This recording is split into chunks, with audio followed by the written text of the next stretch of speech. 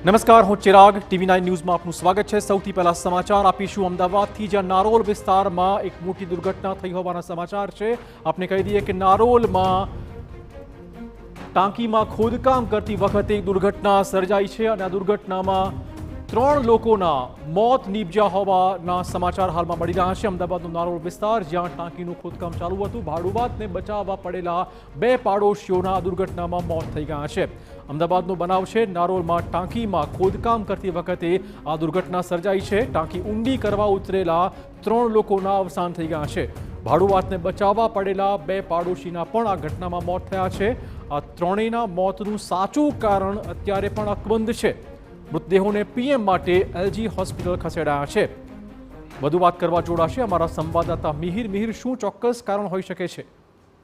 ચિરાગ, જે આ નારોલ વિસ્તારમાં ટાંકીના ખોદકામ કરવા માટે જે ભાડુઆત હતો તે ટાંકીને ઊંડી કરવા માટે ઉતર્યો હતો અને પોતે જ તેને તોડી અને તે ઊંડી કરી રહ્યા હતા અને તે સમયે તે ગૂંગળામણના કારણે તે અંદર બેભાન થઈ ગયો હતો અને તેવામાં જ જે આ ટાંકીમાં નીચે ઉતરેલા ભાડુઆતને બચાવવા માટે ત્યાંના અન્ય પાડોશીઓ છે, તે બંને યુવાન છે, તે પણ અંદર જે છે તે પડતાની સાથે તે પણ ગૂંગળામણના કારણે મૃત્યુ છે તે નીપજ્યા હતા। 3 લોકોને એલજી હોસ્પિટલ લઈ અને તેમના પીએમ છે તે કરવામાં આવી છે। સાથે જ નારોલ પોલીસે એફએસએલની મદદથી પણ તપાસ છે હાથ ધરી છે। આ ઘટના છે બપોરના સમયની હતી કે જ્યાં આગળ જે છેલ્લા 3 દિવસથી ઘરમાં પાણીની આ ટાંકી ઊંડી કરવા માટે જે મૃતક યુવક છે, તે ભાડુઆત છે, તે આને આ ઊંડી કરી રહ્યો હતો અને તે સમયે જે આજે તે બપોરના સમય અંદર પડ્યો અને બેભાન થઈ જતા તેના પાડોશીઓ છે તે પણ અંદર તેને બચાવવા જતા તે પણ ગૂંગળામણના કારણે તેમનું મૃત્યુ છે તે નીપજ્યું છે। જો કે આ ચોક્કસ કારણને લઈને